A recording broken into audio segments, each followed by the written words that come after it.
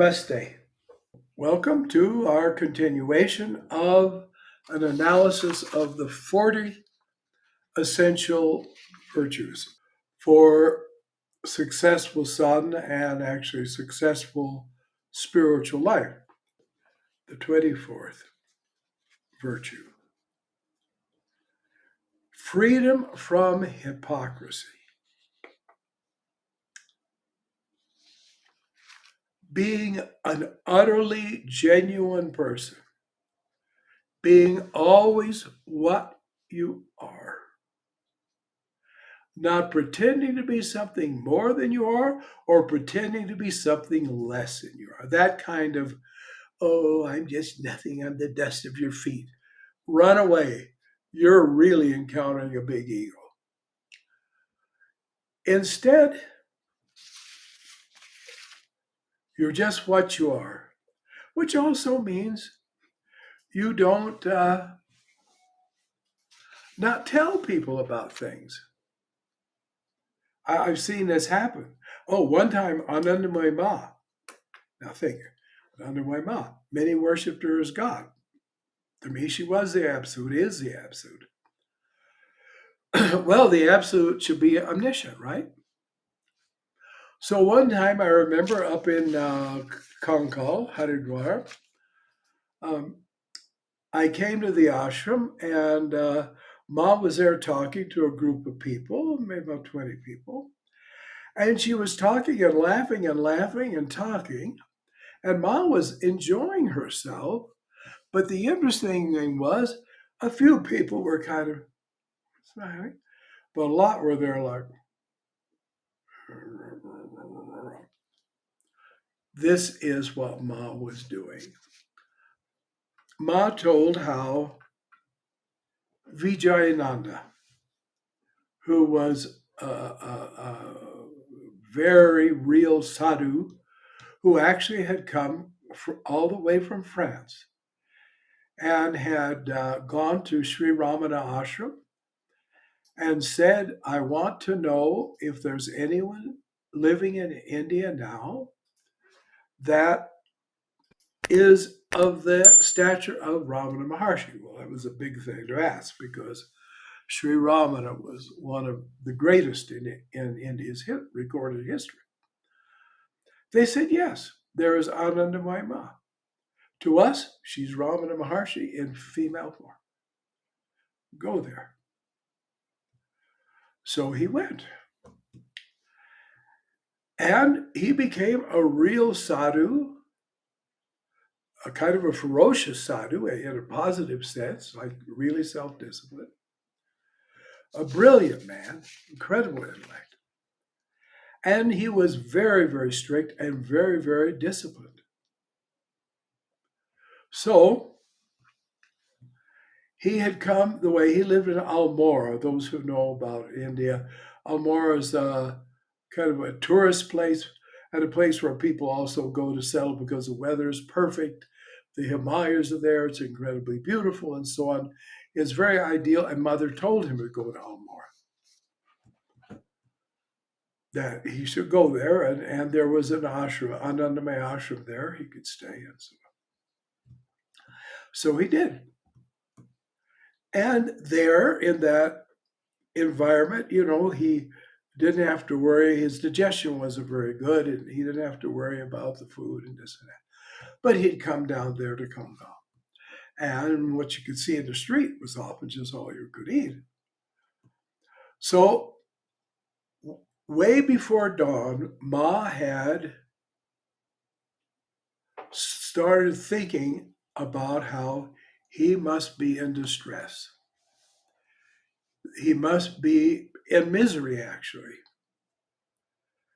And so she roused up the people there and said, you've got to go out and find Vijayananda and see how he is. I want to know if he's managing, if he's all right. Well, they said, Ma, we don't know where he is. So Ma said, go knock on the doors and find out. Well, they did it. I don't think with any great joy, but they did it. And finally, there was a small little kind of cottage tier, we call it. And they knocked on the door, knocked on the door, and Vijayananda was inside, peacefully asleep, very comfortably, dreaming, And he came up and opened the door, and they said, "Oh, Ma said she's so worried about it, and we thought we could be. We need to bring you something to soothe your stomach?" He said, "Well, no, I've been sleeping wonderfully fine, thank you." He closed the door and went back to bed. Well, then they came back and told Ma. So Ma was laughing at telling how she got this sort of bee in her bonnet and how she discommoded all these people and got them all up and got them searching through the neighborhood. Then the neighbors got all roused up by bang, bang, bang on the door. You got a foreigner here called Vijayananda, etc. So Mom was laughing, but the people that were not Real Mother's real devotees, they were groupies. Groupies who travel with Ma so they could say, "I travel with Anandamayi Ma." These were the people that packaged Mother and sold Mother, you see. Write the books to tell what people like to hear, write words of Ma people like to hear, not the stuff they don't like to hear. Be sure the prettiest photos are in there. And then people will come to meet this wonderful woman. And when they come, it's an ashram, and so they'll give money to the ashram, and then the ashram will feed us. It had nothing to do with any interest in Ma's reputation. It just had to do with, their parasitic existence. So they were not pleased because, you see, let me tell you another incident. Dr. Judith Tybert, American, was studying Banaras Hindu University and, of course, later returned to America and started the East West Cultural Center in Hollywood, which was a marvel of a place for people to really learn about India and its philosophy and so on. And many great people came there and spoke, including the Shankaracharya of Puri, my Paramhansa guru himself.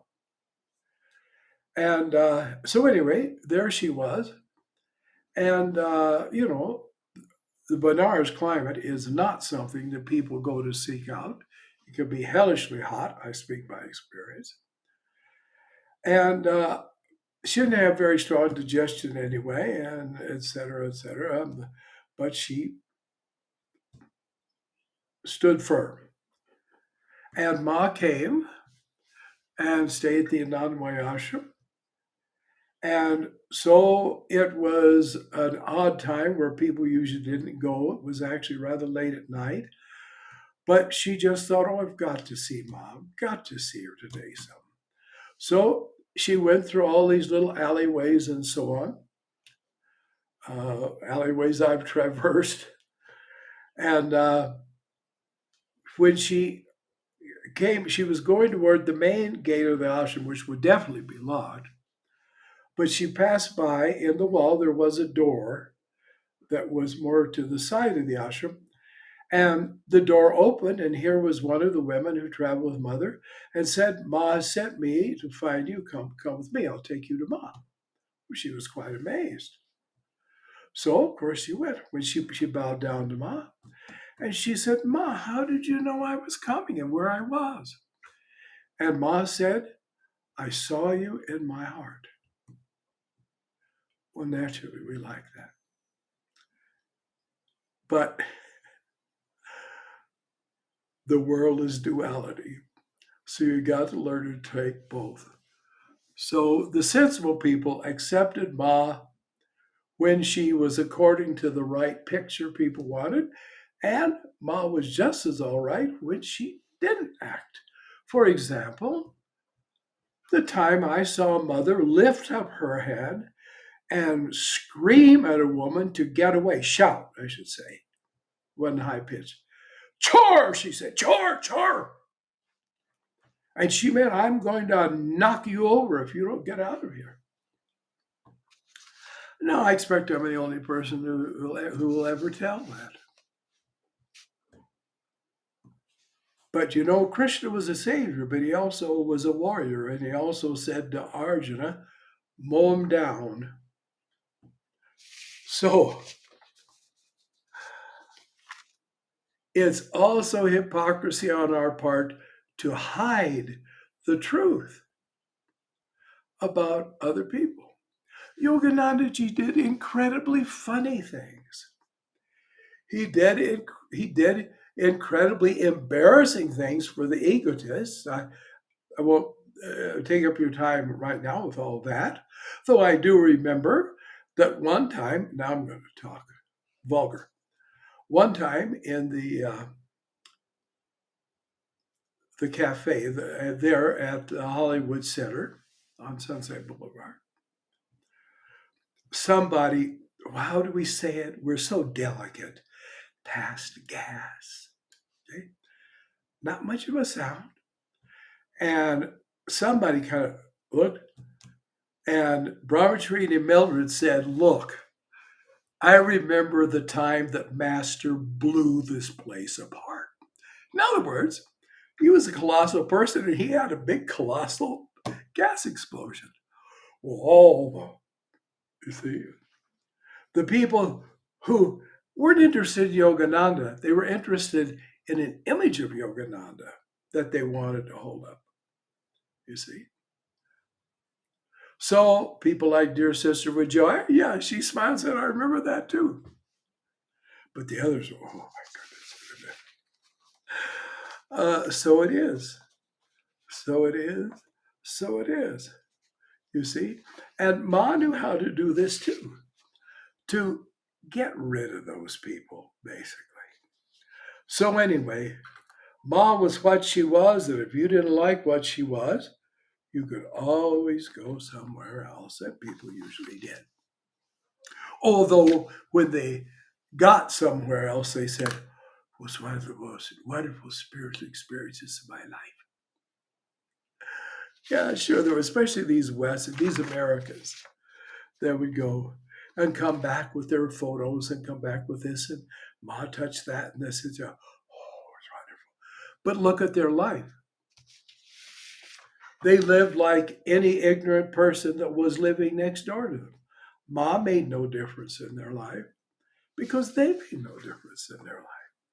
So there have been times when I've heard of certain people, and I'll tell you the truth. I've said it's a pity they never met Ma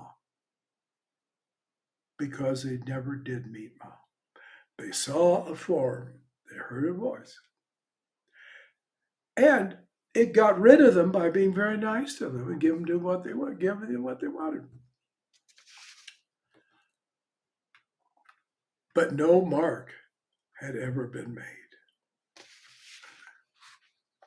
See, we used to sing a song in Protestantism that said, may I prove I've been with Jesus, who is all my righteousness. You look for the proof. All right? Gone over the time. That's no surprise. So then we can continue. When we continue. Namaste. Thank you very much.